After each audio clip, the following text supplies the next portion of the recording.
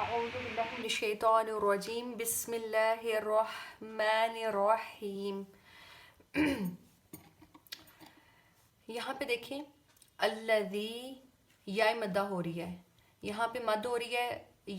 مد کی پہچان کیا ہے کہ یہاں پہ دیکھیں یا ہے اور اس کے اوپر ساکن آ رہا ہے. ساکن کو اس کو جزم بھی کہتے ہیں، اور اس سے جو پیچھے والا لیٹر ہے اس کے نیچے زیر آ رہی ہے. اب پیچھے والا حرف دیکھیں ذال ہے تو اس کے نیچے زیر آ رہی ہے، تو یہاں پہ مد ہوگی. اور اس کو کیسے پڑھیں گے؟ الذی الذی الذی، اور اس کو ایک الف کے برابر لمبا کریں گے. آپ اس کو یوں اندازہ لگا سکتے ہیں، یعنی اس میں آواز کو اتنا لمبا کریں گے جب ہم بند انگلی کو درمیانی رفتار سے کھولیں یا درمیانی رفتار سے کھلی انگلی کو بند کریں، تو اتنا ہی ٹائم لگے گا اس میں آواز کو لمبا کرنے میں. تو یہاں پہ اس کی پہچان ہے کہ یا کے اوپر ساکن ہونا چاہیے، اور اس سے پیچھے کوئی بھی حرف آ جائے تو اس کے نیچے زیر ہو تو یہاں پر مد ہوگی، اور اسے یا مدہ بھی کہتے ہیں. الذی. اس کے بعد آگے دیکھیں اسی آیت نمبر 3 میں یا مد آ رہی ہے، یہاں پہ مد ہو رہی ہے. اب یہاں پہ دیکھیں یا ہے، یا کے اوپر ساکن آ رہا ہے. یہاں پہ بھی دیکھیں یا کے اوپر ساکن ہے، یہاں پہ بھی یا کے اوپر ساکن ہے، اور اس سے پیچھے والے حرف کے نیچے زیر آ رہی ہے. تو یہاں پہ بھی مد کریں گے، آواز کو تھوڑا سا لمبا کر کے پڑھیں گے، اور درمیانی رفتار سے انگلی کو بند کریں گے تو اتنا ہی ٹائم لگے گا آواز کو لمبا کرنا ہے. فی ہی فی ہی الذی ہم فی ہی. یہاں پر دیکھیں آیت نمبر 3 میں اس کو کیسے، اس ورڈ کو کیسے پڑھیں گے، کلمے کو مختلفون مختلفون. اب یہاں پہ دیکھیں واو ہونا چاہیے، واو کے اوپر ساکن ہونا چاہیے، اور اس سے پیچھے والے لیٹر پر حرف پر پیش ہونی چاہیے. تو اس پورے ورڈ میں دیکھیں یہاں پہ واو بھی ہے، واو کے اوپر جزم آ رہا ہے جسے ساکن بھی کہا جاتا ہے، اور اس سے پیچھے والے حرف پر فا ہے، فا کے اوپر کیا آ رہی ہے؟ پیش. تو یہاں پر کوئی بھی حرف ہو سکتا ہے. یہاں پر فا لیٹر ہے اور اس کے اوپر پیش آ گئی ہے، تو یہاں پہ واو مدہ کریں گے، اور اس کو بھی بند انگلی کو درمیانی رفتار سے کھولیں گے، اتنا ٹائم تھوڑا سا لمبا کر کے اس کو ادا کیا جائے گا.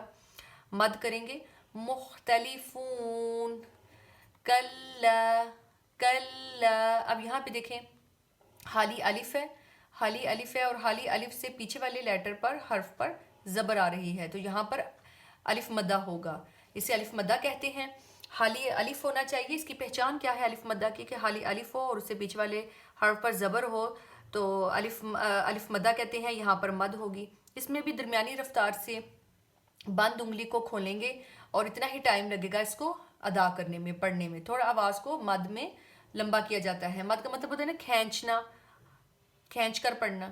اب یہاں پہ کیسے پڑھیں گے؟ کلا کلا سیعلمون. اب یہاں پہ دیکھیں واو ہے، واو کے اوپر ساکن آ رہی ہے، اور اس سے پیچھے والے حرف پر پیش آ رہی ہے، تو یہاں پر بھی مد کریں گے. یہاں پر مد ہوگی سیعلمون مون.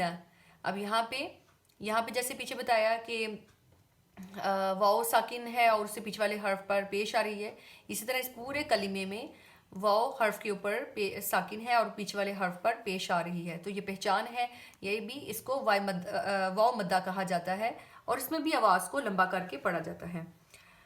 آگے آیت نمبر 5 میں دیکھیں ثم کلا. اب یہاں پر بھی دیکھیں کہ حالی الف ہے، اور حالی الف سے پیچھے والے حرف پر اوپر زبر آ رہی ہے، تو یہاں پر بھی مد ہوگی، اور تھوڑی سی آواز کو لمبا کر کے پڑھیں گے. اور اس کا اندازہ آپ کو بتایا گیا کہ درمیانی رفتار سے بند انگلی کو کھول کر پڑھیں. کلا کلا ثم کلا سیعلمون. اسی طرح یہاں پہ دیکھیں آیت نمبر 7 میں والجبال جبال. اب یہاں پہ با کے اوپر زبر اور اس سے آگے حالی الف آ گیا، یہاں پہ بھی مد ہو رہی ہے. الف مدہ اسے کہتے ہیں کیونکہ اس کی پہچان کیا ہے کہ یہ الف ہے اور اس سے پیچھے والے حرف کے اوپر زبر آ رہی ہے، تو یہاں پہ درمیانی رفتار سے بند انگلی کو کھول کر اتنا ہی ٹائم لگے گا اس کو ادا کرنے میں. والجبال جبال اوتادا اوتادا. اب یہاں پہ دیکھیں تا زبر اور اس کے بعد حالی الف ہے اور اس سے پیچھے والے لیٹر پر زبر آ رہی ہے، تو یہاں پر بھی मद करेंगे। यहाँ पर भी आवाज़ को थोड़ा सा लंबा करके अदा करेंगे, इसे अलिफ मद्दा कहा जाता है। जैसे यहाँ पर देखें कि आयत नंबर 7 में फर्स्ट कलिमे में भी बा ज़बर अलिफ बा, ये अलिफ मद्दा है, इसकी पहचान आपको बताएगी। इसी तरह इसमें भी आ रहा है औतादा, यहाँ पे भी देखें अलिफ और उससे पीछे वाले हर्फ के ऊपर ज़बर होनी चाहिए, औतादा। इसी तरह आगे देखें आयत नंबर 8 में यहाँ पे अज़वाजा, अज़वाजा, अब यहाँ पे भी अलिफ मद्दा है, यहाँ पे हाली अलिफ और उससे पीछे वाले हर्फ के ऊपर ज़बर आ रही है, तो यहाँ पर भी मद करेंगे। बारकल्लाहु फीक इल्मिक व अमलिक। आगे देखिए आयत नंबर 9 में यहाँ पे भी मद हो रही है, अलिफ मद्दा है। और इस पूरी आयत में थर्ड कलिमा यहाँ पे है ना सुबातन, सुबातन, बा ज़बर अलिफ बा, यहाँ पे भी मद हो रही है, अलिफ मद्दा। और ये कैसे पढ़ेंगे, वजअलना नौमकुम सुबाता, सुबाता, यहाँ पे वजअलना, अलिफ हाली अलिफ और उससे पीछे वाले लेटर पर ज़बर है, तो यहाँ पर भी मद होगी। यहाँ पे सुबाता, बा ज़बर, बा के ऊपर ज़बर है और हाली अलिफ है, हाली अलिफ और उससे पीछे वाले लेटर पर ज़बर आ रही है, यहाँ पे भी मद होगी। इसी तरह आगे देखें वजअलना, नून ज़बर अलिफ ना, हाली अलिफ और उससे पीछे वाले हर्फ के ऊपर ज़बर आ रहा है, तो यहाँ पे भी मद करेंगे वजअलना।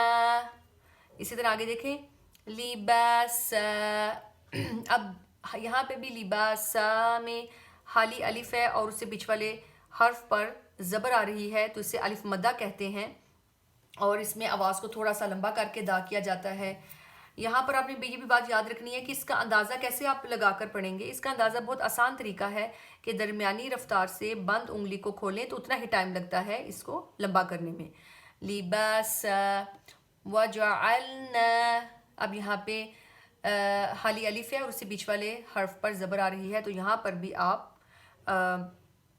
यहाँ पे भी आवाज़ को थोड़ा सा लंबा करके पढ़ेंगे और ये भी अलिफ मद्दा है। तो इसका पहचान करने का तरीका बहुत आसान है, हाली अलिफ होना चाहिए और उससे पीछे वाले कोई भी हर्फ हो सकता है और उसके ऊपर ज़बर आना चाहिए।